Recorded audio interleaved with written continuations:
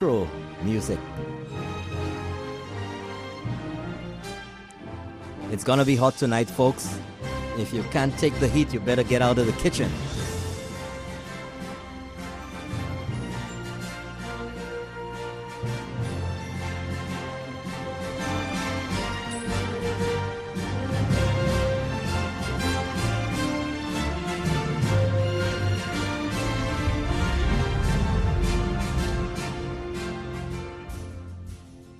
Good evening, everyone. Welcome once again in the studio with me tonight. Champagne on mic number 2. And behind the console, we have Lionel Ellis. Good evening, everyone. Welcome wherever you're listening to the wonderful sounds of Kyrie FM 93.1. We're also on the internet. And if you're listening south of Saint Lucia, welcome. If you're listening, one of our fans in the USA, in New York, in Atlanta, Georgia, in Florida, in Canada, and in the UK. I saw some of my new fans here for the carnival, so that was really nice. We had some things to talk about. Tonight, where do I start? There's been so many things happening over the past few days, few weeks, so many statements made, and everybody's itching to hear what's going to be said on the show tonight. Good evening to those of you in Grosley. I know we have quite a number of fans up there. Just in case you'd like to call in with your questions and comments, number to call is 456, that's right, 456-0931, 456-0931, 456-0931. And if you'd like to email us your comments and questions and anything else that's on your mind, the email address is info@keepingitreal.lc, info@keepingitreal.lc. Folks, tonight, we are exposed to a lot of the culture in the region. And our just concluded carnival season, which had a very big part of it being the calypsos, a number of us have attributed the freedoms of singing calypso music and happenings in our communities in the island as being reflected and being forever recorded in song, in music. And I like to keep it real a little bit, because when I was going over a number of the issues which I will be discussing with you tonight, one of the songs that came to mind was not actually from, or is not actually Saint Lucian in origin at all.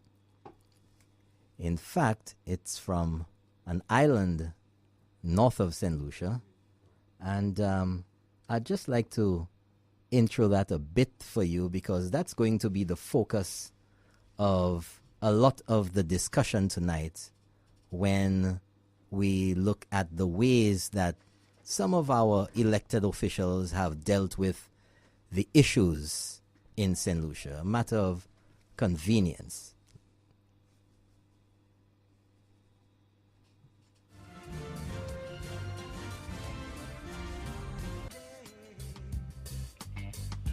Hypocrites, all of you hypocrites, you're gonna pay the price someday.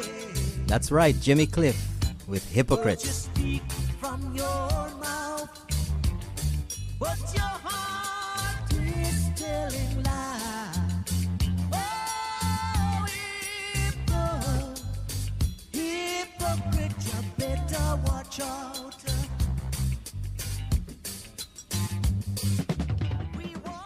Well, that was a little intro there. That's those of you who know Jimmy Cliff, Hypocrites. And I think it's quite appropriate for tonight's show, because we've been bombarded with propaganda and half-truths and lies for quite a while now from a bunch of hypocrites.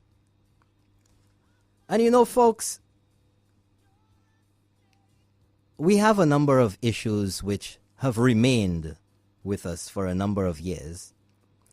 And as a result of these issues, this current administration under Prime Minister Alan Shasney has to deal with cleaning up a great deal of the mess which was left by the previous administration.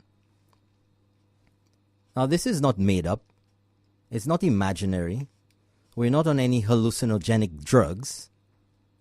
The facts are there. The record is there. The evidence is there. And tonight, I would like to call out two hypocrites. Not because it's a fancy thing to say or it's a disparaging thing to say, but it's based on the statements that they've made, the representatives of Viewfort North and South. And we're going to deal with those issues tonight and a number of others with hypocrites. And tonight, Dr. Kenny Anthony continues to remain a hypocrite because he calls for the accountability of this administration on every opportunity that he is given. Every opportunity that he gets, he wants answers. And by extension or direct connection, his right-hand man during the previous term in office, Philip J. Pierre, the rubber stamp to all of Kenny Anthony's policies and agendas in government, went unchallenged by Philip J. Pierre, went unchallenged by Moses Jean-Baptiste from Viewfort North. And when questioned, whether in the House or elsewhere, about Grindberg, Dr. Kenny Anthony has remained mum. A politician, a man in Saint Lucia who we have all grown to know as being very vocal about the issues. But for some mysterious reason, questions about Grindberg and the state of our seabed and how we got into this debacle, if you want, have remained unanswered, unsatisfactorily responded to by anyone. The most of us know about the issue is that one Earl Huntley, while walking on Casaba Beach, stumbled upon some gooey mess on his foot and decided then that this must be an indication of oil in or around Saint Lucia. And so the story began of Jack Grindberg. I'm not necessarily going to get into the details of what just about everybody knows about Jack Grindberg so far. You can do a search on the internet because the majority of those listening tonight are very adept with Google, or if you prefer Yahoo, if you prefer Bing, Alta Vista, any of the other search engines. You can Google Jack Grindberg and find out lots of information about that individual. Nevertheless, some of that information is that he was involved in a rather tumultuous escapade with the government and people of Grenada in a similar situation. And, of course, the record of the internet will speak volumes about what went on down there and what had to have been done for the Grenadians to extricate themselves from the horrendous situation of Jack Grindberg. But folks, when you challenge someone to be honest, when you challenge someone to speak the truth, you yourself must be credible But what makes it even worse with this former administration is that the very challenges they make of this government, led by Alan Chasney, St. Jude's Hospital, healthcare in St. Lucia, the OKEU, National Health Insurance, and a number of other seriously important issues in St. Lucia life. The incredible thing about it all is that they themselves, while being in office just a few years ago, failed to deliver on the very things that they demand that this government fixes. Fix St. Jude's. That's the mantra nowadays. Oh yeah, that's the go-to challenge to the government. Fix St. Jude's. Well, why didn't you fix it yourselves? Shameless. Why didn't you fix it? What exactly was the problem? 2011, 2012, 13, 14, 15, and midway into 2016. And St. Jude Hospital is nowhere far gone past 50% being complete. But fix St. Jude's. Multiple occasions. The former Minister of Health, Alvina Reynolds. The hospital will be open soon, in the next few months, in November, right the end of this year. In fact, in 2015, whilst walking into the House of Parliament in Castries, she was challenged by a reporter as she ascended the stairs.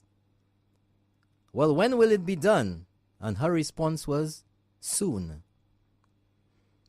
1 year later, soon had not yet come. Just like immediately on getting into office, we would inject $100 million into the economy. Well, that immediately has not yet come. Well, folks, failures of the SLP when in government are the past. All failures. Oh, that's the past, man. That's the past. Forget about that. That's the past. You're in office now. However, when crime takes an uptick, oh no, that's not their problem anymore. Oh, no, they don't want to take responsibility for that. That's the current administration's. So anything that this government is able to accomplish is because of the good foundation left by the SLP. But anything that doesn't work out, crime, anything of the sort, oh no. It's the problem of this government. A dilapidated, neglected, and crumbling George Odlum Stadium built under their watch is hardly mentioned. And no big deal, even though a report commissioned when they were in office in 2005 describes it as a disaster waiting to happen. But lo and behold, hold on a second there. Champagne, you listening to me? I am 100%. 100%, my brother. Right. Strange, we've been hearing so much about leaks, documents which are not secret, Leaks. All form and manner of leaks are out there. But important documents which would give this current administration, this UWP administration under Alan Chasney, documents which would give this government an indication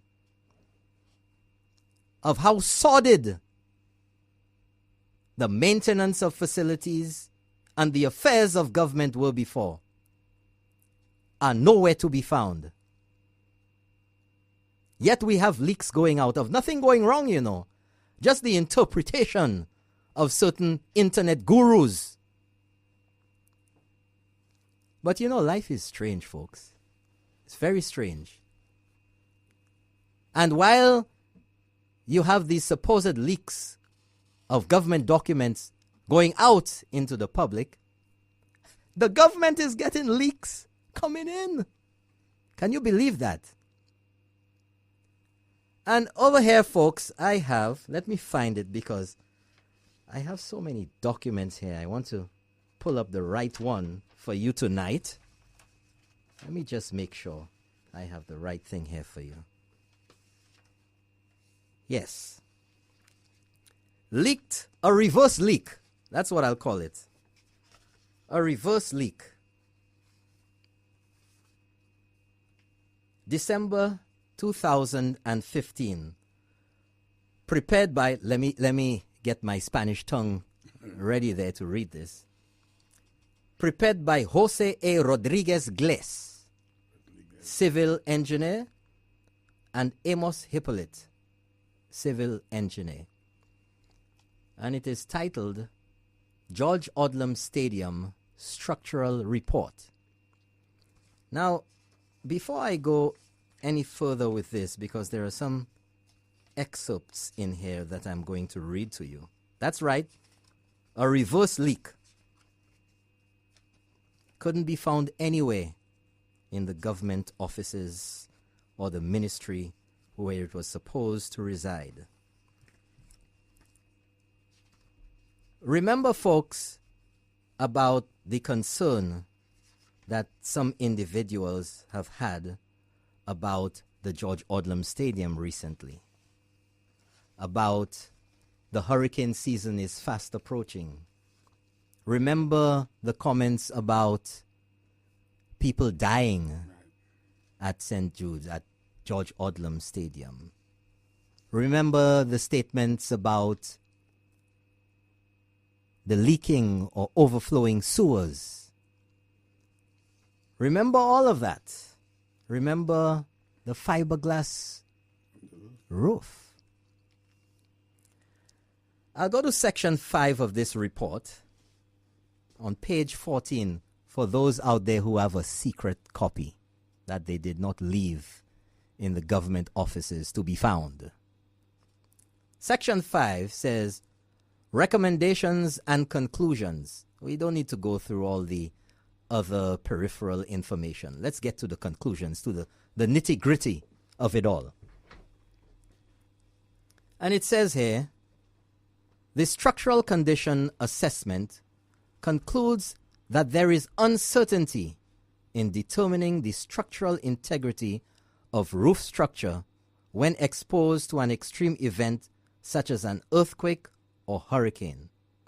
However, the roof structure is in an extremely dilapidated state and may be approaching a premature end to its design life.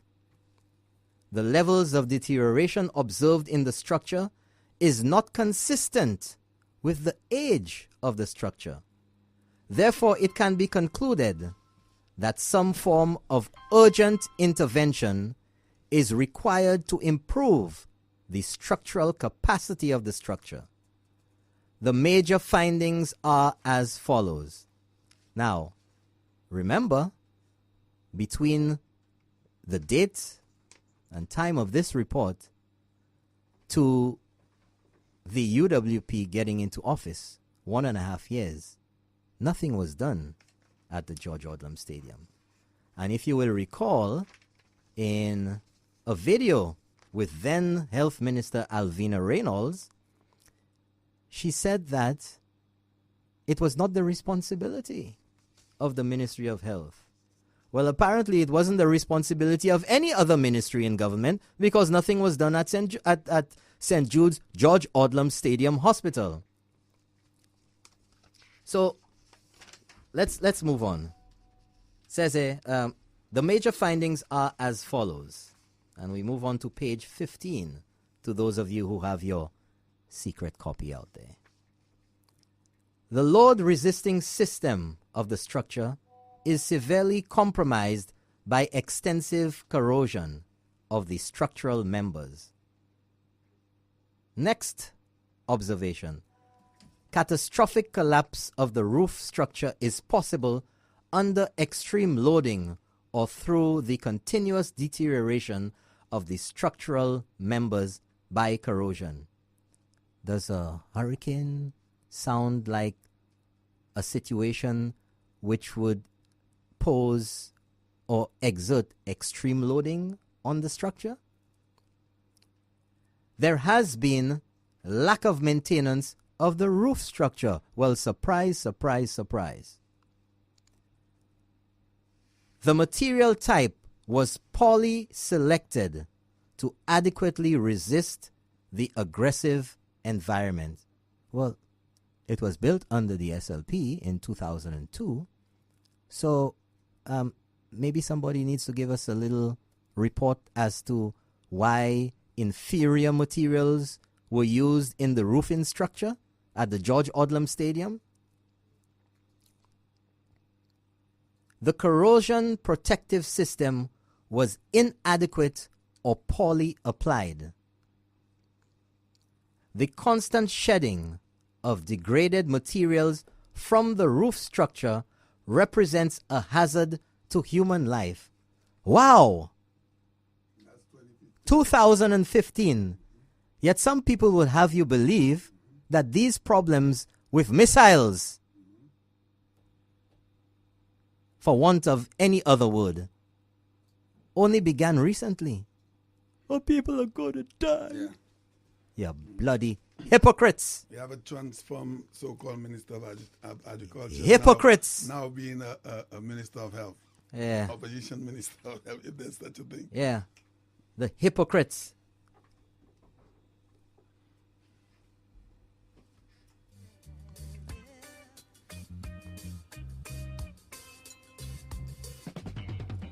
Hypocrite, you dirty hypocrite.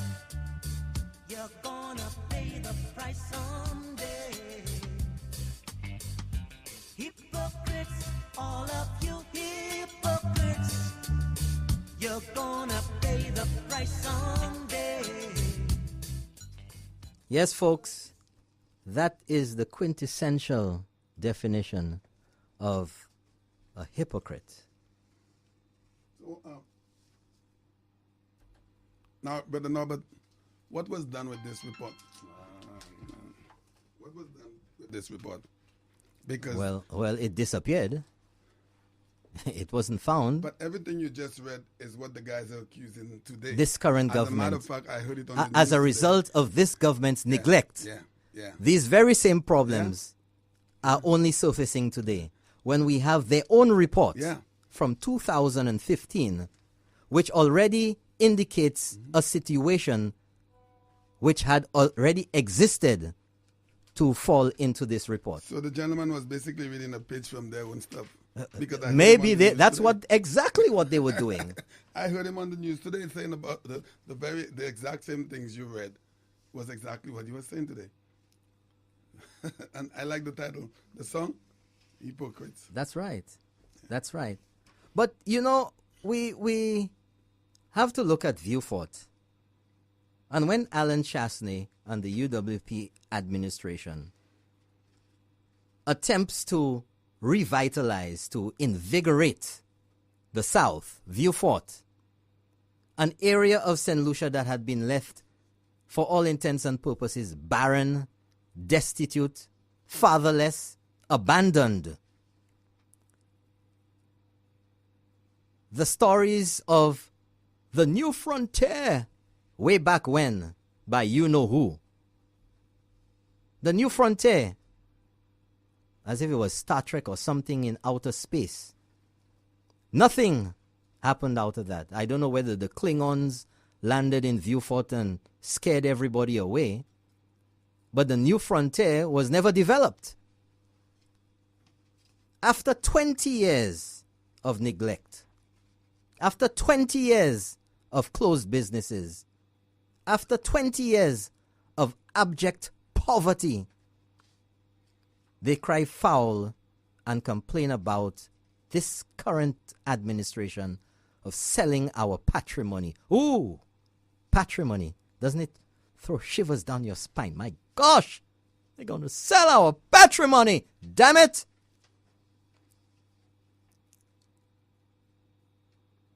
The disregard for the environment. You know, it is incredible. Just recently, I had the opportunity of going way up above the Beauséjour area there on that hill and looking down. And I had heard before there was a garbage dump there.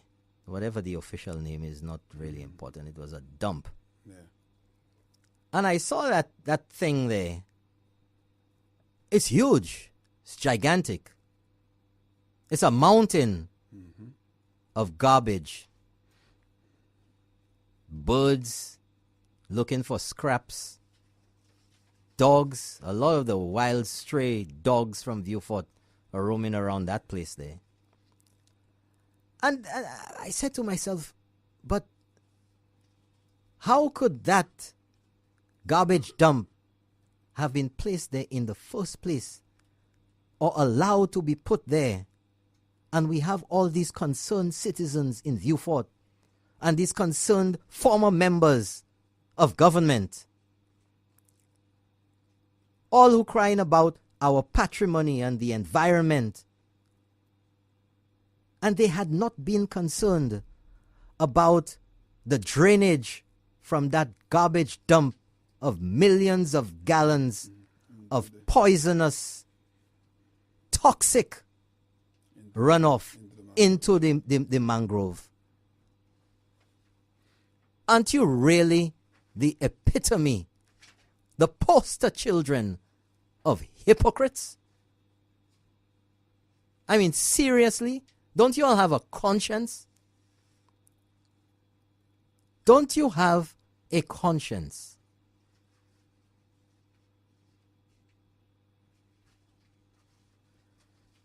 Not a word was uttered by these suddenly conscious and environmentally aware citizens. Concerns about the repairs at the George Odlum Stadium surfaced all of a sudden, as I said before. But the talk about DCA approval is rather ironic. You know, when people argue, when you want to put yourself on this pillar of virtue, this pillar of righteousness, this pillar of concern, this pillar of appreciating and being concerned about our patrimony, $60-odd million for an office complex in Vieux-Fort, months before elections. Was it an election gimmick? You decide. You decide. Was it an election gimmick, folks? But then lo and behold, the same people who cry now about DCA approval for demolition works or cleanup of the roof at the George Odlum Stadium are the same ones who were involved or who were in the background when there was no DCA approval, yet an office complex building was commenced in Vieux-Fort.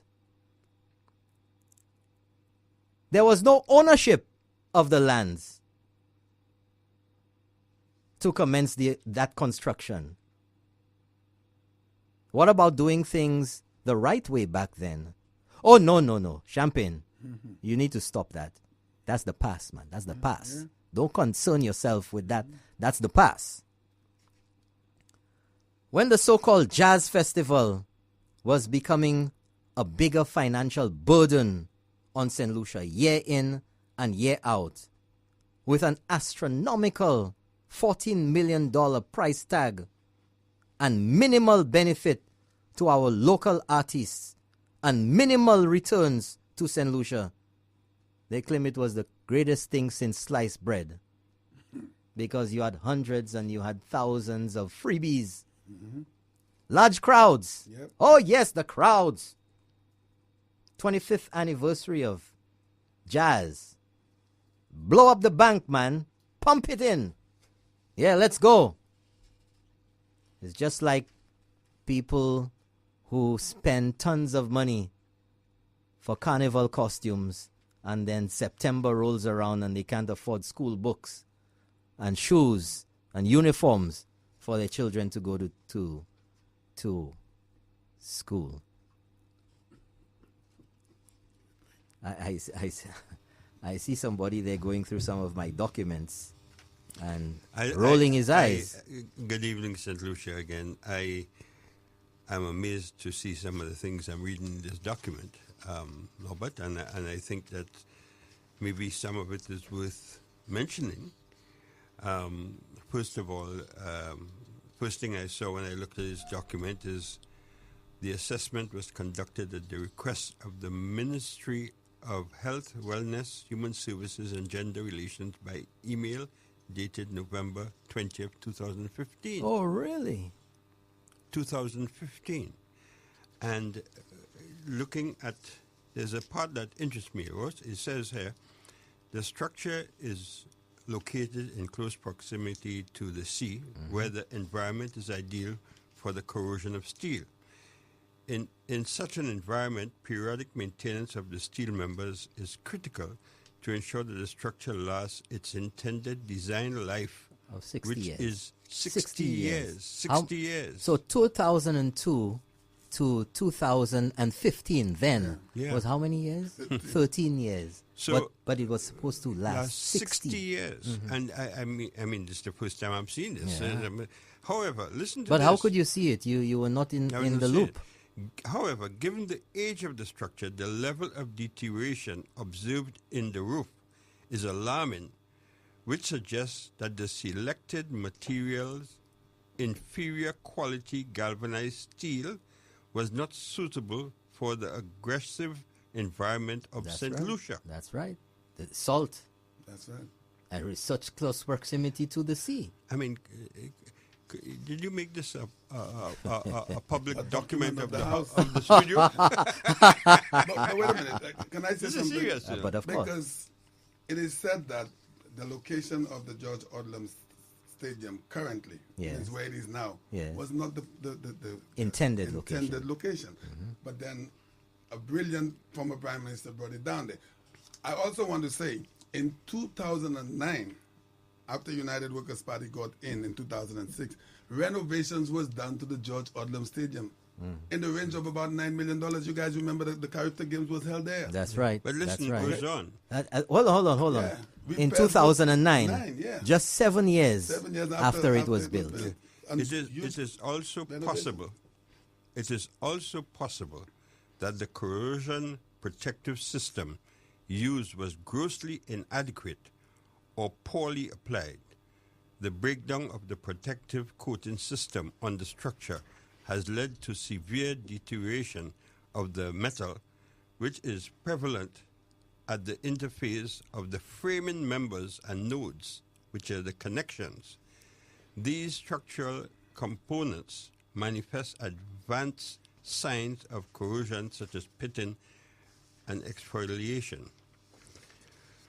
This report is very interesting. Yeah, I think everything And should have one if the Minister of Health at the time. at the time saw this report, what did she say to the public of St. Lucia? What did she say to the people of St. Lucia What with did she regards? say? What But it did was she say? commissioned by, you Yes, read it yes, there, yes, Ministry I of know. Health, right? Yes. So if this is But document- hold on. Was this made public? Did Well, you ever hear about this or no, see I it never anywhere? heard about this. But I mean, I mean, for a previous administration, which demands Yeah. so much accountability and transparency of this government, and in fact, the most accountable and transparent government in the history of St. Lucia politics is this Alan Chasney-led administration.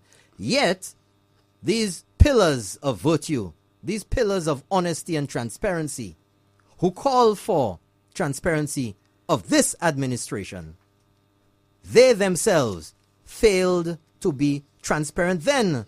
And this is the evidence of that. And the report has pictures of the joints, the frame structure, the connecting members, and how corrosive, how critical is this a critical state of corrosion. But you don't need to refer to this. That all of that is the past. That's what It's saying. what the you past. in there now. You're the ones who have to deal with that situation You got to make this a document of the. of the studio. Of the- Studio. no? The studio. A I'd like to document of present this report here, Mr. Ellis, Yeah. as a document of the studio. And I'd like you to make copies and pass it around to all persons in here at this time. Not just here. I don't know why. Every Saint Lucian, no, seriously, every Saint Lucian needs to have a copy of this because this was a hidden document. Okay. Hidden document. I don't know where it was. But no, but we're not Maybe trying to take, there's a secret. There's a ministry of secrets. and we must somewhere. apologize. Brother Ellis, we must apologize. We don't want to take over Brother Norbert's program, but this is important. No, I just glanced at it and I saw this thing and I can read and I'm saying it has the coat of arms on it. Yeah, yeah. It has the Government of coat Saint of Lucia. arms, Ministry of Infrastructure, who is Minister of Infrastructure, At Port that time? Transport and I Port don't know. Services and Transport? At that Maybe time, somebody will I'm call just and let us asking. know. I'm just I don't ask- recall. I'm just yeah. asking. I think it was Mr. I'm Pietro. just Thank you. asking. I don't Who's know. the minister, I don't know. Ministry of Infrastructure in December 2015? I don't know. Who was it? I know. Who was it? so why- Maybe we need a private detective. No, I know who it was, but let the callers will call and tell us who that person is. Okay, folks, we're going to take a break, And we're sorry to take over your show, brother. and we'll be right back. Thank you very much. Pay the price someday. Hypocrites, all of you hypocrites, you're gonna pay the price someday. Words you speak from your mouth, but your heart is telling lies. Oh, hypocrite, you better watch out. We walk, we talk together. Yes, we did. We ate, we drank together. Yes, we did. But when I find you're a snake in the grass, my heart grieves to be taken for an ass. Ooh, but hypocrite, all of you hypocrites, you're gonna pay the price someday. Hypocrite, stinking hypocrite, gonna pay the price someday. Words you speak from your mouth, but your heart is telling lies. Oh, hypocrite, you better watch out. All the time I was joking with you, you were planning to make me blue. On one side of your smile was a frown. You said you wish me well, yet you dragged me down. Anywhere you go, there is always one to be found. Hypocrite, stinking hypocrite, you're gonna pay the price someday. Hypocrite, you rotten hypocrite, you're gonna pay the price someday. Words you speak from your mouth,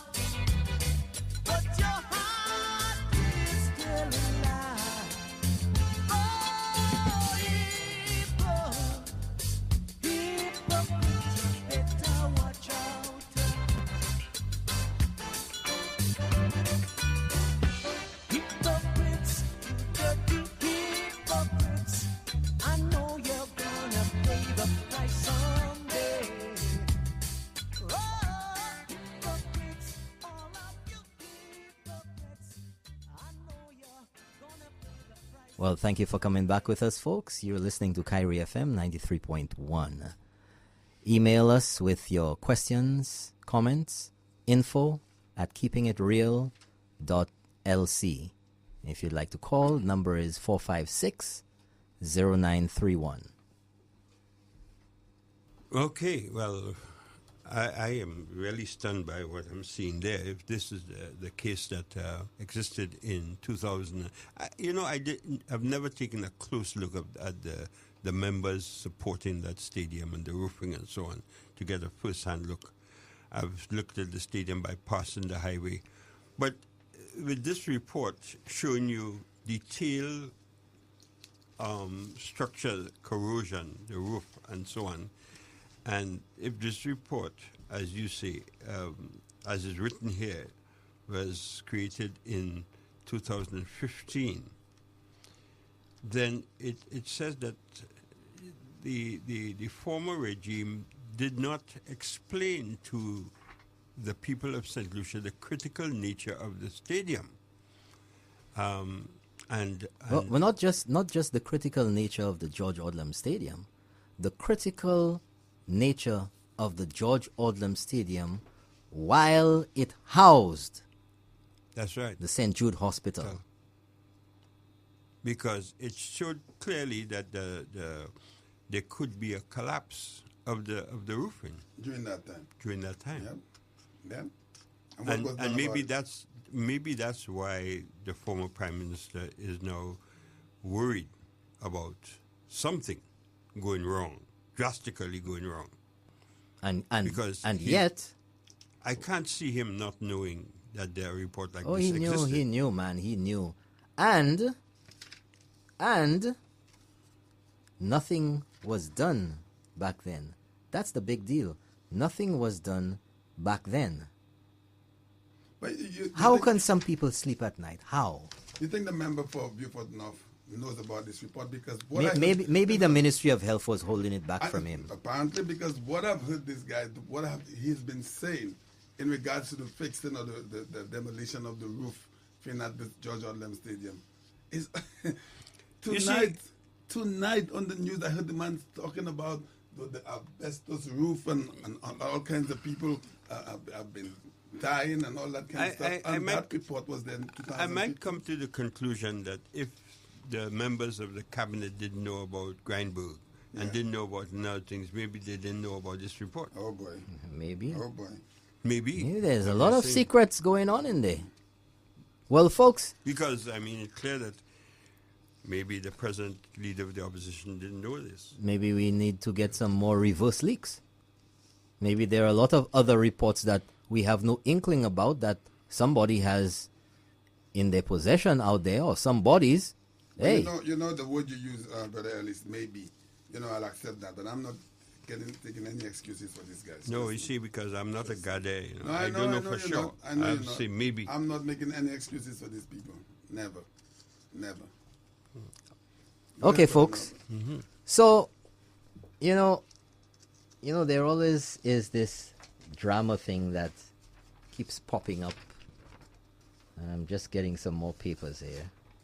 Because, the worst thing in this world, in my opinion, is to be insulted, to have your intelligence insulted. And we have some people out there peddling documents that many of the people who find them on their computer screens, or on their telephone screens, don't really understand the veracity or the full meaning behind what they're looking at. And they're influenced by the fake information that is peddled by the persons pushing those documents to create an uproar, to create some sort of instability in the country, to affect the confidence which the people have in this current government. And one of such documents was actually a memo from the Ministry of Home Affairs to the Immigration Department with regard to government policy as far as Chinese nationals are concerned and as far as Venezuelans are concerned. And again, the SLP, as it always does, is play with the meanings of words. And the simple four-letter word as stay, that Chinese nationals will stay in Saint Lucia without a visa. They can stay or in transit through Saint Lucia. And folks, when I read that, the meaning of it was not lost on me. Not because I had been in the loop with the previous discussions about visa requirements for Chinese or the removal of requirements or anything concerning the Venezuelans. But many years ago in Bethlehem, I was an immigration officer. So the language and the wording used in that memo was not above my head. It was not foreign to me because working in immigration, you have a specific vocabulary. And you know what words mean, and you know what expressions of mean in memos. It's just like you have specific vocabularies for mechanics in the mechanic field. Or if you're a pilot, there's specific vocabulary relating to aviation. If you're a jockey, or if you're into horses, there's specific vocabulary that somebody who deals with boats may not necessarily know a number of the words that are used to relate to horses or mechanics or a car engine or something. And what happened online, because this was put out there into the wild, and all the experts, the Facebook experts and the social media experts descended upon it in a feeding frenzy. It was incredible to observe. That persons who never spent a day in immigration or worked a day in government, much less did anything else themselves, all of a sudden became experts at what a memo meant. Oh, we're going to be opening up our doors to 2 billion Chinese. Oh my gosh. We're going to be overrun by Chinese. Really? And then today we heard in the House the illogical argument that we don't have reciprocal agreements with people, and yet still we opening up our shores to 2 billion Chinese. You know how far away China is from here? My friend, if you are going to travel from China to Saint Lucia, you ain't gonna be broke. Okay? Try flying to Australia and see how much, or China, and see how much it costs you. Right? Number one, please, folks out there, when you hear these, nerve-pinching, these juke stories out there, stop for a moment and think, does this make sense? I mean, would you leave St. Lucia and go to China? Why wouldn't you? If you say, no, kisan I fela.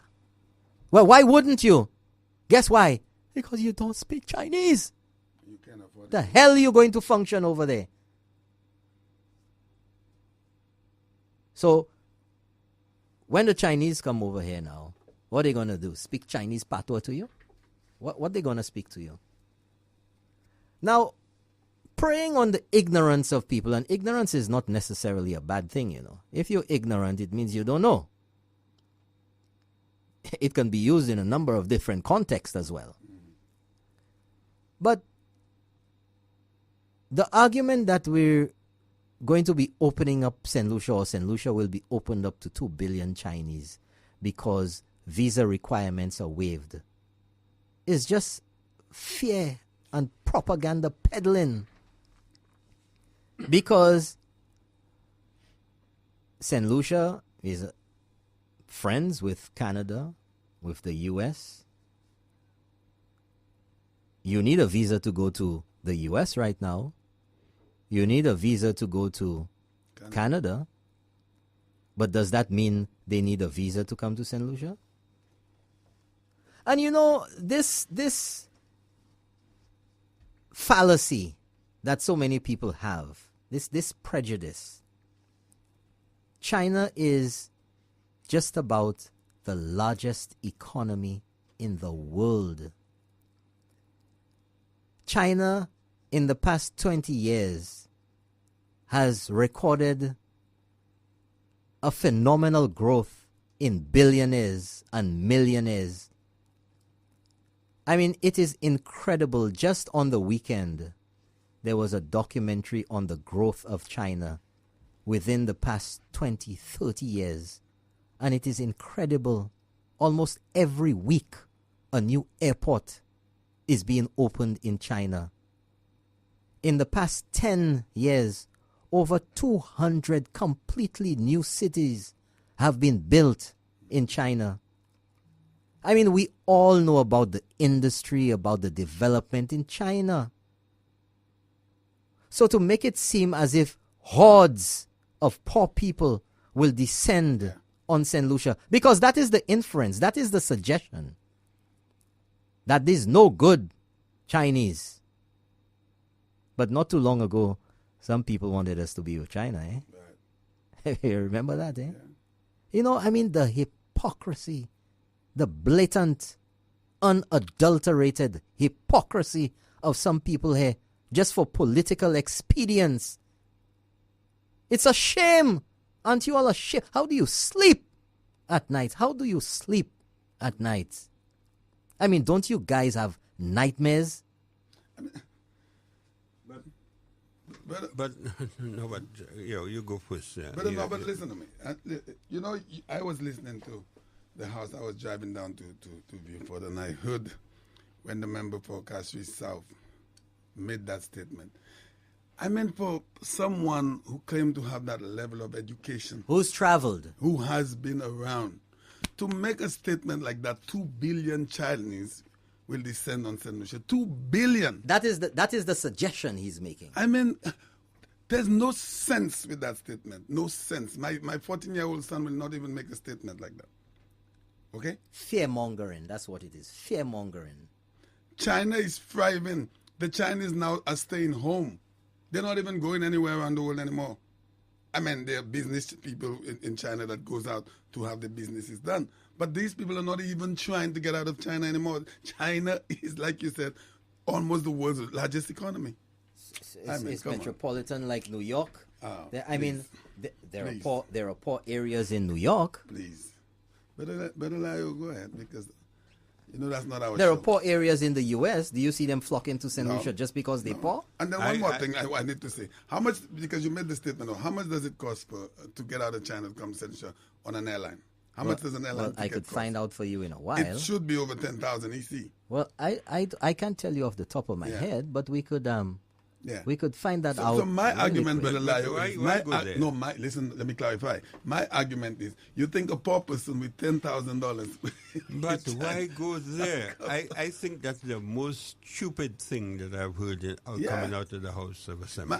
I could not because we don't have visa restrictions from Barbados. Barbados has 240,000 people. Yeah. So we expect 240,000. All of Barbados. You see the 2 billion sound like a big number. You know? Yeah. So when you hit $2 billion, a lot of money. Yeah. You know, you had 2 billion Chinese. Yeah. Oh, we're gonna be flooded with Chinese. We can accommodate 2 So billion what's stopping 240 billions from coming to St. Lucia? Exactly. And they're so close, and they're so much closer. You know, What's to put it stopping so simple. To make it so simple. Yeah. You know, so simple. This is ridiculous. Why not the streets filled with Canadians But hold on. and Americans? But hold on. we're a member of CSME. Yeah. And there's free travel. Yes. We're not inundated with people from Grenada or St. Vincent. They haven't descended on us. And St. Lucia is considered to be one of the more I mean, the productive Yeah. islands. Over the last 2 years. who will believe that somebody would stand up and talk about 2 billion Yeah, Chinese yeah. Insulting people's that we given intelligence, 2 man. billion Chinese Yeah, if we access come to St. Lucia. St. Lucia. We have the whole of Canada and the whole of the United States can But come they're to gonna- St. Lucia yeah. without a visa. Yeah. We have other countries around the Caribbean that can come to St. Lucia without a visa. Yeah. Right? But they choose But only the St. Lucia. Chinese, the 2 billion Chinese will come to St. Lucia. That's laughable. I hope Paul Keynes Douglas never hear about that. He'll make a Okay, well, I did a quick search here, and from St. Lucia to Shanghai, it'll take you 39 hours and 55 minutes with 2 stops. Wow. The total Yeah. length of the trip. Mm-hmm. And it'll cost you $2,482.03 US. All right. That's over 5,000. Or 5, 6, About 6,000 EC. Do just to Trinidadians get need there. visa to come to St. Lucia? No. How many people in Trinidad? 3 million or something like that? One point something. Is it? 2 About I thought it was 2 1 point point something, almost 3 million 2 people in No, Trinidad. it's 1 point something. Sure, you'll yeah, get yeah, I think it's Trinidadians there. 1.1. Sure, you'll get Bajans there. Sure, you'll get Dominicans there. Well, you're talking, but when somebody stands up in the house and Yeah. try to tell people Ah. that we give 2 billion, why don't he ever stand up and say that we give 250,000 Barbadians to come to St. That's Lucia? right. No visa. No visa. Yeah. Why doesn't he say we give 90,000 Vincentians to come to St. Lucia? 1.3 No million, 1.36 million in Trinidad. Why don't we give 1.36 million Trinidadians to come here? So that is all of your country the getting out. people is the people that do not know, and Yeah, they prey- can be fooled, they prey on the Manipulated, intelligence. manipulated. and that's what's happening in the house by No, somebody no, who but feels seriously, he's so seriously, intelligent. Somebody of that level of education, well, that's what I assume. How could that individual make such a dumb statement? And I call it a dumb statement. I'll call it a dumb statement anyway. It does not make sense. Listen, there's nothing complicated about that.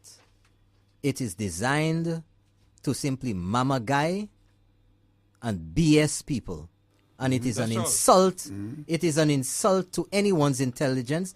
And it says exactly what the individual thinks about your level of St. intelligence. Lucians are smarter than that. Yep. If they think 2 billion people, Yeah, 2 Chinese. billion people, Chinese, will come to St. Lucia. Yeah. So let's move on a bit here, folks, because I am going to tackle the latest foolishness that we've had to deal with. And this one is about the bridging finance facility for $100 million. The government borrowing about $100 million from the NIC, formerly Yeah. the NIS, and before that, the Provident Fund. And a document which was circulated online, you know, what really gets me is that the people behind these arguments and behind this document here today are very well aware of what it is, you know. And it's dated July the 10th, and it's a bridging finance facility. And it says this letter supersedes letter dated July 3rd, 2018, which means that the one of July the 3rd, which was used, is null and void, and this has been amended to reflect. The Government of Saint Lucia kindly requests a bridging finance facility with the National Insurance Corporation in the amount of EC $100 million. The proceeds of the facility will be used to process the payment of 2 bonds maturing between July 30th to 31st, 2018, and totaling EC $117 million on the Regional Government Securities Market, the RGSM. it is the intention to reissue the instruments between July 31st and August the 2nd on the regional government securities market, and upon settlement of the said transaction, the funds will be transferred to your selected account. Based on the foregoing, we propose that the facility will operate under the following terms and conditions. The amount is EC $100 million. The issue date is July 23rd, 2018, and at an interest rate of 0.5%. Wouldn't you like to get a loan under those terms? 0.5%? And the tenor or the repayment will be 30 days. The maturity is 30 days. Now, folks, a lot of noise was made about the use of this bridging finance facility. And I'll give you the generic meaning of what a bridging finance facility is. But those of you who may be ahead of me would have already Googled it and come up with a response. But for those of you who may be just relaxing in bed or wherever you are, I'll read to you what definition comes up on the internet. A bridging finance facility, or a bridge loan, is a type of short-term loan typically taken out for a period of 2 weeks to 3 years, pending the arrangement of larger or longer-term financing. It is usually called a bridging loan in the United Kingdom, and a lot of the terminology that we use here is from the British system, also known as a caveat loan, and also known in some applications as a swing loan. So that's the basic definition of what it is. Oh, they're going to deplete pensioners' fund. Oh my God. They're messing with the pension, people's pension. What y'all doing with the people's pension money? Yeah. What y'all doing? Yo, Pajrela Hasemunla. And you hear people calling up these talk shows all frantic. I work all my life, my money. They're going to take my pension. What am I going to do? You know, the hypocrites who are peddling this type of fear, because that is fear. Older people, elderly people, persons who will be retiring soon, of course they'll be concerned. Of course they'll be concerned. But the shameless peddlers of propaganda and lies have no compunction. They don't care about you. Because if they cared, they would not be BSing you like this. So, a quick check. You know, it's great to have records. A quick check, folks, shows or unearths or discovers a letter dated October the 14th, 2015. 7 months, 9 months before the 2016 elections. And guess which administration was in office then? The administration of those who are crying foul right now. They themselves availed themselves to the funds of the NIC to the tune of $40 million. $40 million, issue date of November the 2nd, 2015, at an interest rate of 5%. And the term of that loan is for 180 days. So what happened to the pension money then? What happened to the pension money then? Was it not at risk at a higher percentage rate to you all? Was it not at risk? You know, this is the hypocrisy that we have to deal with, you know. The mama guy, you know, pulling the wool over people's eyes. $40 million. So So what happened? What happened with the pension back then? Did something happen? But you know, people mislead you with half-truths. And of course, anybody hearing about the loan from the NIC and not knowing about the inner workings and how much money is available and the liquidity and the assets which are held by the NIC, the National Insurance Corporation. These people will of course be alarmed because of course where are they going to go to get the information? They're more confused than anything. The only thing they're concerned about is that you've juked the nerve of pensions, and they're concerned about that. But folks, you know, I did my little investigation thing. Jasav, you know me already. I ain't coming and talk without getting my background information. So, one of the things you have to realize in examining this is that the National Insurance Corporation, NIC or NIS as many people remember it as, the NIC doesn't just take your contributions or your payments and just put it in the bank and just sit down there and whatever you put in is what you're going to get out later on. That's ridiculous. That would not be sustainable and you would not have a pension. The NIC actually invests that money, and they have guidelines on how to go about investing those monies. And anytime you invest, there is a risk.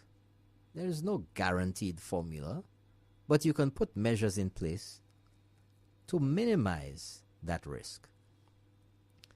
So I have here in front of me the National Insurance Corporation Investment Policy and Guidelines, and that's revised May of 2018. So that's just about, 3 months, 2-3 months ago. And on page number 9, under the heading of asset allocations, see, it tells you how the monies that are owned or received by the NIC are divvied up and what they're put into. And part of the investment policy of the NIC is government lending. You know, lending money to the government, just like the bridging finance facility and for other projects. And the allocation that the National Insurance Corporation is allowed for government lending is 20 to 30% of all their finances. 20 to 30%. To land and buildings, 10 to 20%. Equity, 5 to 15%. Foreign investments in the region, 10 to 15%. And outside of the region, 5 to 15%. Fixed deposits, 10 to 15%. Direct lending, non-government, 10 to 20%. Now, these investments, foreign investments, of course, we've all heard of Wall Street and stocks and bonds and all of that. And some of the monies that you do pay into the NIC go into the big game that we know as trading. So the NIC tries to make money with your money to pay you money later on when you retire. Now, I'd like to refer to something else here, because one of the things that we need to realize or understand is something referred to as a credit rating. And individuals have credit ratings, and governments have credit ratings, and companies have credit ratings. However, I would like to inform you that as of July the 23rd, just 1 day ago, 2 days ago, the credit rating for St. Lucia was just sealed at Carry Chris Triple B or Carry BBB. And that is on their scale and definitions of what the credit ratings are. That is described as, the definition is adequate credit. And of course, the NIC would consider the credit rating of the Government of Saint Lucia along with other criteria before it issues a loan to the Government of Saint Lucia for whatever amount. But there's also something else that I'd like to point out to you. Now, remember, the credit rating of St. Lucia was just upgraded or maintained at a triple B. It's 2 days ago. Now, there is a news report from Kana, and it is dated 21st of June 2013. And we'll just go to the last line of that news report. This information is also on the Carry Chris website. And it says, in a statement, the agency said it had downgraded its ratings on the government's debt issues by 1 notch on its regional scale, taking it, that's St. Lucia, taking it from B plus to B. St. Lucia's credit rating in 2013. And if we recall, for a number of successive years, the economy of St. Lucia, those years, 2014, 2013, 2015, the economy of St. Lucia had been in negative growth. So, at that time, with a declining economic growth in negative figures and a reduced credit rating, the government of the St. Lucia Labour Party was able to secure a $40 million loan, bridging finance facility from the NIC. Were they not concerned about paying back at that time when everything was deflating? Oh! Let me read to you the state of affairs with St. Lucia's economy back then. Not just the credit rating, not just the declining economic figures, but I will quote directly for you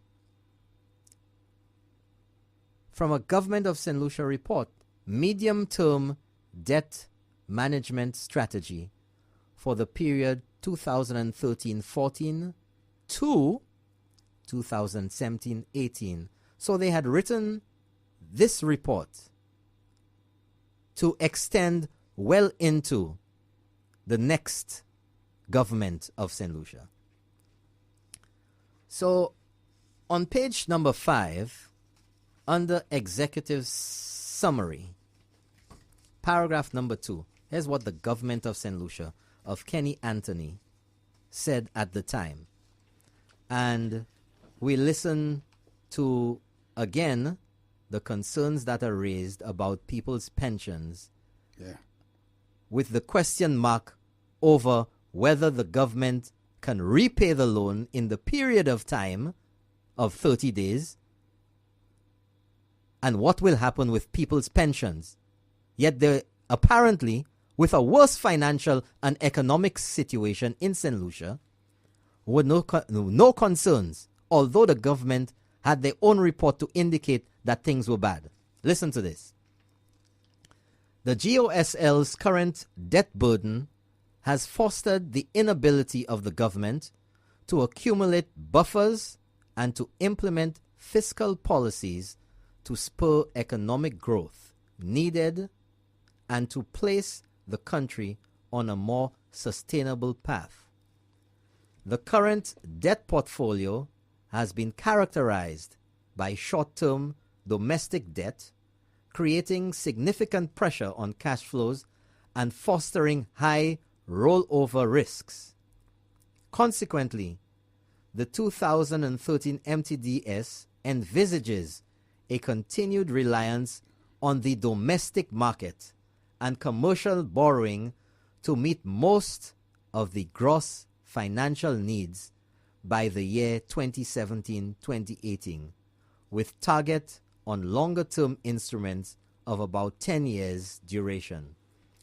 This strategy will facilitate the need to reduce rollover risk as well as provide the government with more time to meet the requirements necessary to access more external concessional funding. So, what does that mean, folks? It means that the former administration, because of the financial situation in Saint Lucia back then, when this report was tabled or presented to the government, they figured that they needed commercial borrowing to meet most of the gross financing needs by financial year 2017-2018. But isn't this exactly what the government is doing? Isn't this exactly what this current administration is doing? So, I mean, it is mysterious to me that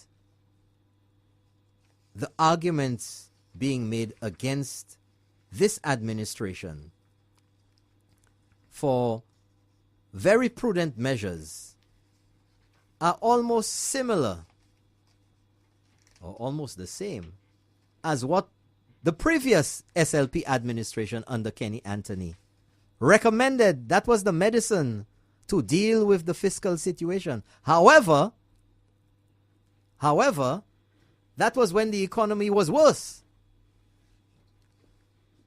That is when The economy was going down. Right. Negative growth. We have a much better economy now. We have an increased credit rating of BBB from Carrie Chris. We have record numbers with tourism, even in the light of a 2.5% reduction in VAT. And with all of that, the economy of Saint Lucia is performing better than when you had VAT at 15%. So who's doing things right and who was unable to do it sufficiently well to fix the situation in Saint Lucia and at least be able to afford taking out a loan from the NIC? Nevertheless, in my discussions with the NIC, according to the information that I have, throughout the years, the different facilities extended to the Government of Saint Lucia by the NIC, whether it's a bridge facility loan or whether it was other types of loans, that over the years that the Government of Saint Lucia has never defaulted on any of their loan obligations to the NIC. I think the persons in the previous administration know that very well, and also that the NIC people would know that just as well. But just in case there are any concerns about people's pensions, I'll go even further. I asked some more questions, and I was informed that with the cash flow, hold on here, let me just get the exact thing here because I make my notes. The current cash flow of the NIC can support its financial obligations to its members, whether it be pensions or any other services that the NIC or facilities that the NIC has to provide to its members. So also there is the NIC Annual Report 2017, just last year. And I will read to you, of course that's available online. And under assets, let me see, what section is this? Page 12 of 117. It's the annual report. Under assets, it says total assets at June 30th, 2017 was $2.12 billion and represented a 3.39% increase over the previous financial year. So all the cries of doom and gloom about the NIC not being able to take care of pensioners just because the government is borrowing from them is absolute poppycock. It's baloney. It goes further to say, at the end of the financial year in review, the NIC's reserve increased by 3.72% or $75.64 million to $2.11 billion. 2016, it was at $2.03 billion. The trend of reserves is illustrated in the figure below, but that's not, you won't be able to see that here.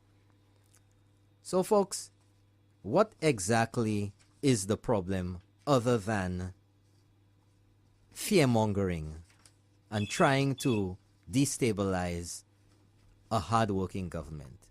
A call. Well, we lost that one. 456-0931.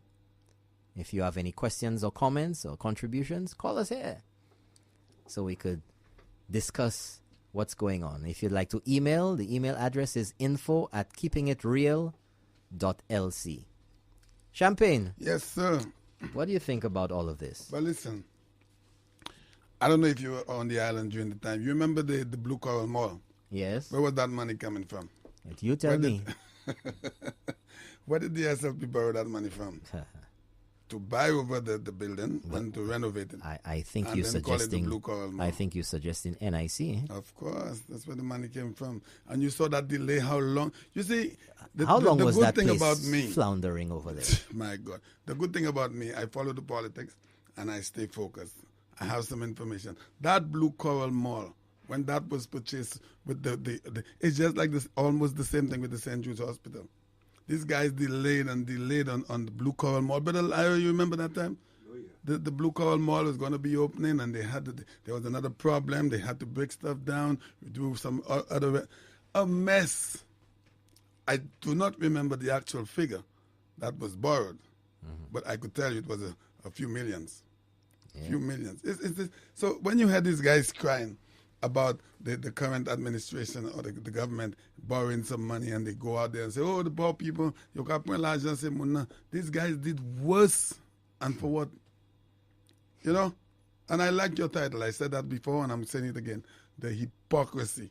Give it a little jam again. Let's give us a little hypocritical. No, seriously, because it's fitting. That Jimmy Cliff song is fitting for the program tonight.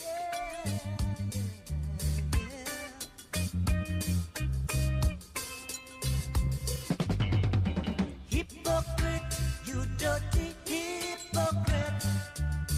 You're gonna pay the price someday. Hypocrites, all of you hypocrites. You're gonna pay the price someday. Words you speak from your mouth, but your heart is telling lies.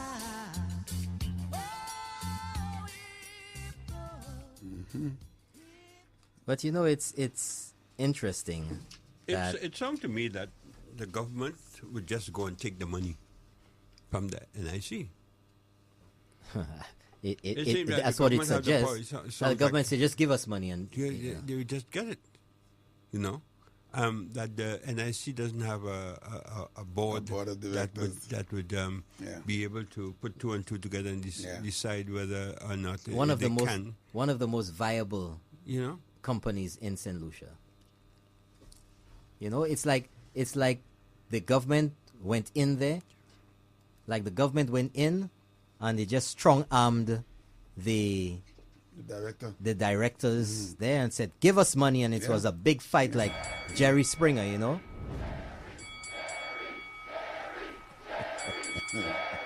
Is this what really happened? Is this what really happened?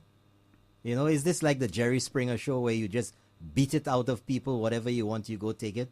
You know, for next Tuesday's program, I would like you to go into the files of the Blue Coral Mall. Yeah. Get the files with the NIC, what the loans were, how The much secret it was, files. the secret files, because I know about it. I do not know every detail. I can't remember every detail for now. But if you had let me know you were going to talk about that, I will ask you to try to find that record on the Blue Coral Mall, because that was another disaster. Took years for to complete the renovations. Another few years to get it open. So when you hear these guys crying about NIC borrowing and all that kind, listen, these guys has done worse by far. But you know, it's really interesting to see that all of a sudden persons who had been mumu, Yeah. you know, under similar circumstances in the previous administration, whether it's with regard to this loan that was taken out or anything else, nobody had a voice for some strange reason. Nobody had a voice. You know, for how many years we had a problem with the desilting of the dam. Nothing was done at all. Nada. Zero. Zilch. If there's one person that should not say a word in regards to the betterment of Saint Lucians or the upliftment of Saint Lucians or the empowerment of Saint Lucians, it's Philippe Pierre, you know. Because, let me say something. I have a video, I'm putting it together at the moment. I'm trying to put every detail together, and then when it's completed, with Castries East, where I was born and still reside, okay? And if you was to go to Castries East, Marchand, Bocage, you know, and look at the way people live in regarding housing, this guy would not ever make a statement on national television, far less than the House of Parliament. But, like you said earlier, it's what our people accept. They figure everything is okay. Whatever these people do is all right. Yeah. Bowl face. Yeah. And that's not a bowl you drink soup in, eh? No, but this is serious, you know. This is serious. And last night on our program, I mentioned, and Brother Lionel wanted me to stop. How could you be in an administration for 5 years and don't even provide shelter for one person? No, I want your perspectives on that, Brother Norbert. I don't want to derail your program because I know you have a schedule. If you were a prime minister of a small country like Saint Lucia, and you know the condition of housing, the way people live in this country, you could see it because it's right there. You see Fouacho, you see Barons Drive in Soufrière, you see Shantytown of Vieux-Fort, you see the other ancillary, you see Conway, you see everywhere. And you spend 5 years. Don't forget Bruceville, eh? Shantytown, yeah, that's the one I was talking about, Bruceville. Wouldn't it be nice to at least have at least one housing development, housing project for one of these areas? But Champagne, why are you asking me that? I was not in the previous government. No, I'm asking you if you were prime minister of this country. But that is one of the most important aspects of government, especially in these times. These guys didn't see that. And when you look at the quality of housing in a number of these areas that you mentioned, it is critical that you implement these housing projects. And I think what Timothy Mangal was saying here the other night, and the details that he gave, raised a lot of hopes for people who want to afford a home, and they have not been given the opportunity to do that. Listen, I'm very passionate about that. I will never stop as long as I'm in this studio. Every once in a while, I'm going to make mention of that because this is insane. You cannot say to me that you're aware the condition, the way of living in this country regarding housing, and you could not identify one. As a matter of fact, Brother Timothy said that there's the lands in some area in Babono. Let me try to find the name there in Talvan. Talvan. The Talvan's lands was about to be sold to a group of foreign people. Could you imagine that? Government property, crown lands. A group of foreigners were already in control. Is big. The only way it didn't happen, the reason why it didn't happen, is because the SLP lost the election. How is these things possible? Well, I'm sure you could wait outside the House of Assembly at some point and pose those questions to a few members who were in the previous administration, But here or you write a have letter. You have a government now, 2 years and a couple months into operation. And into they've been able to accomplish they a lot. have been able to do two. They have 2 ongoing and 11 earmarked. 11. That is 13 altogether. Not in one area of Saint Lucia. Island. I didn't say it. Mr. Timothy Mangal was here twice. Right, Brother Ellis? On 2 occasions he was there. And he was speaking in that regard. Now, I know Brother Ellis wants to purchase another home, so he and Brother and Timothy, after the program, I saw them speaking in the back. They let me out of the conversation. But it's all right. At least our people could have... You're trying to expose the man. No, I didn't say they were talking about that. I saw them Well, talking you were about... insinuating that. No, I wasn't insinuating. That's my buddy. He could take it. He could take it. No, but, serious. This but is you serious. know, my buddy here, I mean, we're friends, of course, had to jump into the fray because there always has to be that intellectual man. discussion here. I have a problem with that, Brother Norbert. Yeah, but there always has to be this discussion or this infusion of intellect, which is simply designed to bamboozle the brains of people without really highlighting all of the possibilities. But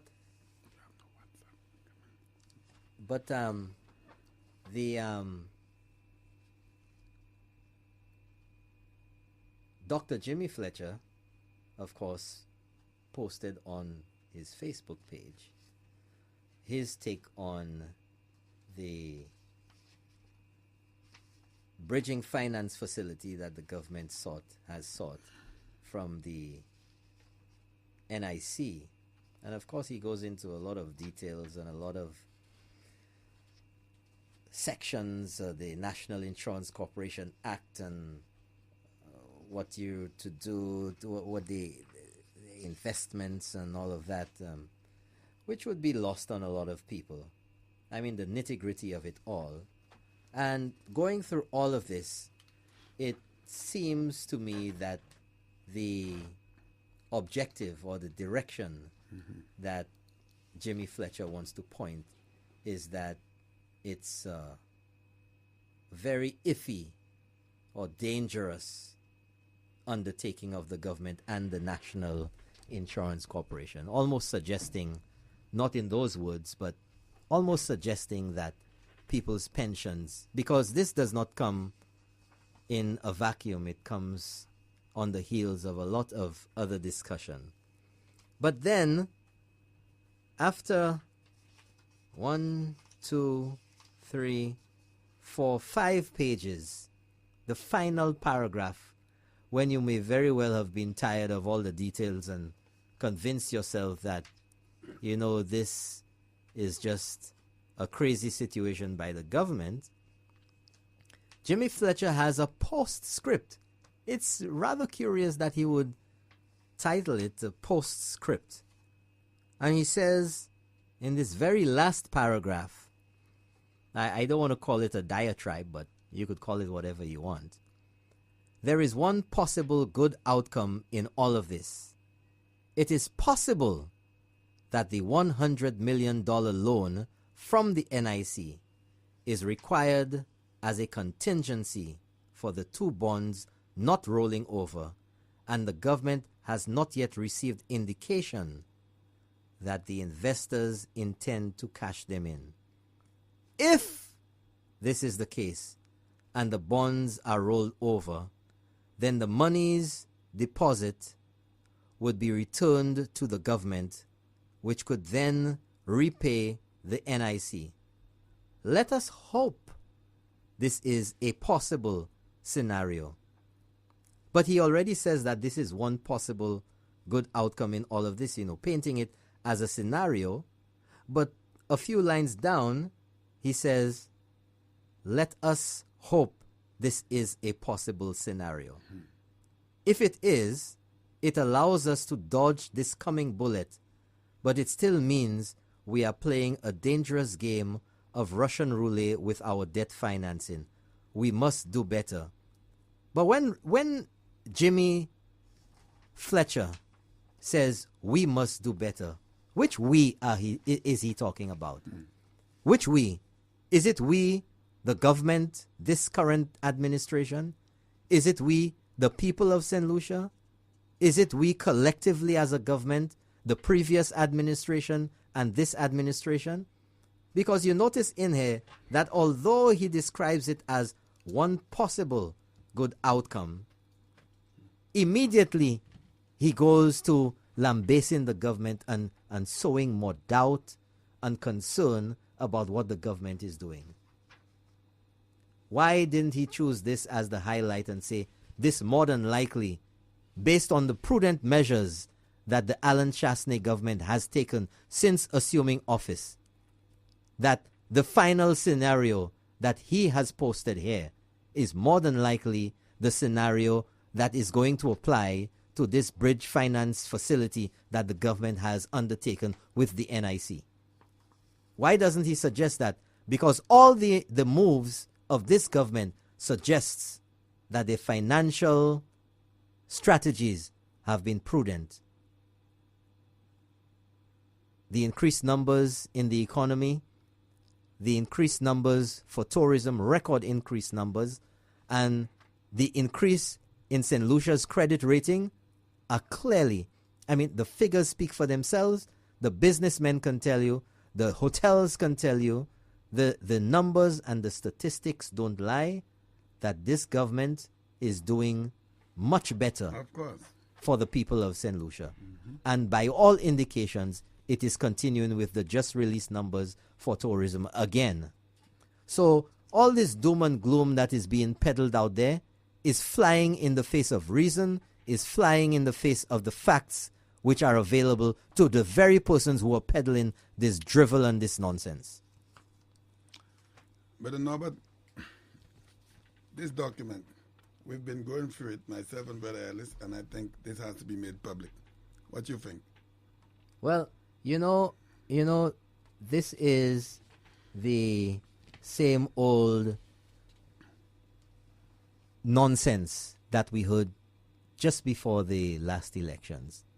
$5 can block a hole, man. These absurd statements. So St. Lucia should continue surviving on $5 blocking a hole. These absurd statements, just like when the member for Labrie recently in the House during the budget debate said the fix to St. Jude Hospital was just to go by, get some chemical and clean that up and you'd have a hospital. Yeah. The audacity of such nonsensical and ridiculous statements. This is not any aircraft with any flight plan. This aircraft has a pilot in charge under the name of Alva Baptiste, who is only VFR certified, but yet still he's above the clouds and he cannot find a hole in the ceiling to land. He is not instrument rated, and he's calling on 121.5 Mayday. And he's screaming like a little girl because he doesn't know what he's doing. These are the ridiculous fixes that are being said, these nonsensical statements that are being made to the people of St. Lucia. And they're expected to swallow it. Just get some chemical, man. Chemical. You see, but the government now, the current administration has a responsibility to bring these things out to the public because people accept what they hear. If you're bringing negativity out there and that's all the people are hearing, this is what they're going to accept, right? Well, it's out there now. And I encourage people out there that the secret files that you all have them out there, send them in to Champagne. So, listen to me. I just need to get a publisher, and I'll be. You have some money, so I could publish this, because I would love to do nothing better than to publish this to every household in Saint Lucia. Because I heard for myself tonight the member for Viewfort North speaking about the very things that is written in this document. They all listen to me. You said it right earlier. That all the criticisms leveled against this current administration about the George Odlum Stadium, I am putting it to you that they are taking it directly from this, of course, and making it seem that it's the government's fault when they had this information to work on. You know what's surprising? They may be shaking in their boots tonight because they didn't expect you or somebody to find that report. But listen to me. Listen to me, Champagne. Listen to me, folks.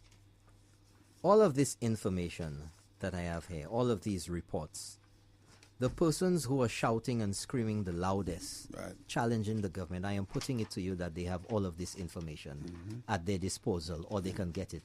But yet still they choose to ignore it and to peddle their propaganda and criticize the government, knowing full well that they are being disingenuous, that they're being far from the truth, that they're being economical with the truth. And as somebody says, I'm not saying that they're lying, but they're not saying the truth. And you see, they use that platform because they know the masses doesn't have that kind of information. So they figure it's free, it's okay to make these statements. You understand? So these reports has to be made available to the public. It has to. Brother Ellis is going through this day. He's deep in thought, reading this out here to himself. He's trying to does that look like your flight plan? No, it's unbelievable to him. That's why he's. Is that your flight plan? Is that your weather report? No, it's worth reading it. It's worth reading there's a lot of information in there. And I'm very surprised that this document was not available, not even to the point where a member of the Labour Party would say that they've had it, and the information reveals very serious situations with the George Odlum Stadium. And that's 3 years ago. Huh? You see, because here's another thing I'm just reading here, and the observations and findings. Over 50% of the nodes or connectors were observed to be severely corroded. These are the things that connecting up the stadium. The roof. In terms of the tubular members, widespread corrosion was observed in most of the tubular members, which is a steel circular section. However, the level of corrosion was principally severe at the conical ends of the members, where they connect to the nodes. But how dare you even say that? This only happened under the UWP since the 2016 elections. Well, I think he has a different date, though. You right, Brother Ellis? You have a different date. I have the 12th, 22nd of 12th, 2015. Here. Right. And I don't remember there was an election in 2015. Well. Yeah, this is very, very serious. Of course it is. Of course it is. There's no laughing matter about that. Yeah. This is no laughing matter. Okay? So if it was that bad in 2015, let's just speak right here now. If after this survey was conducted, right? And give me 1 minute, Brother Ellis, because I need to put a point out. And that thing was so bad, and the building now, the roofing had collapsed. We're just saying a big if because it didn't happen. But after this report, right? Somebody found it. The report was done. The report was read. The building the roofing came crashing down. What would happen? And it's 3 years later after this report. Yeah. Right? There was something that was said But here. nobody said, you know what? We didn't fix it, and we're sorry. We take responsibility too. But do your best. No, it's your fault. Yeah. You do it now. It's neglect. Free, You don't care yeah. about the people at the George Odlum Stadium. You don't care about the Yeah. staff. Yeah. You don't care about the people going there. But yet still there are goats and cows roaming about the place. There's a sewage system that's been leaking for years, 5 years now, spewing sewage into the mangrove. But nobody was concerned back then. It's only now. Now you have an agriculturist now becoming a physician overnight. Well, that's Not all right. something. You can work on some macambos or something. He'll be a doctor next year. Apparently. That's amazing, huh? The guy just transformed from an agriculturist to a medical doctor. Yeah, but our Minister of Health right now knows nothing about health, and Yeah. you have people who talking about health who don't Yeah, know anything. yeah, We have yeah. people who don't know anything, Yeah. and they're talking like experts. I Tell guess them. being an agriculturist makes you an expert on everything I else. guess. There was something that I saw here that referred to the dangers of human life. And if this was, it was referring to the roof, things falling off the roof. Oh, yeah, something like That, there it is. I want to read this. Under roof gutters, it says the roof gutters are fabricated mainly of galvanized steel with supports being provided by the steel frame of the roof. The visual inspection reveals that the gutters have deteriorated completely and represents an imminent hazard to human life as sections of the roof gutter are continuously falling from the roof. 2015. You heard that? No, I'm taking over your show now, brother. No, but Yeah, take Saint over, man. Lucia, did you just heard what was read? Brother Lau, you think you would read it again for Saint Lucia? Sure, Yeah, please do. The roof gutters are fabricated mainly of galvanized steel, with support being provided by the steel frame of the roof. The visual inspection reveals that the gutters have deteriorated completely and represents an imminent hazard to human life. That's the one I understand. Let me hold on, and you can't leave out words in this here. No. And represents an imminent hazard to human life as sections of the roof gutter are continuously falling from the roof. Okay? So, when It was said- that reported? An imminent threat to human life.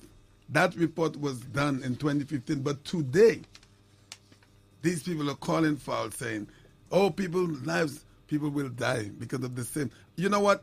They are speaking directly, Brother Norbert, from this report. No, thinking that this was a hidden report, no one would have found it. Okay? Based on what you heard, these people, they crying all day. This was a page from their own report. That's what you call a reverse leak. Yeah. Reverse leak. And I would love for St. Lucia, every household to have a copy of that. Every single household to have a copy of that report.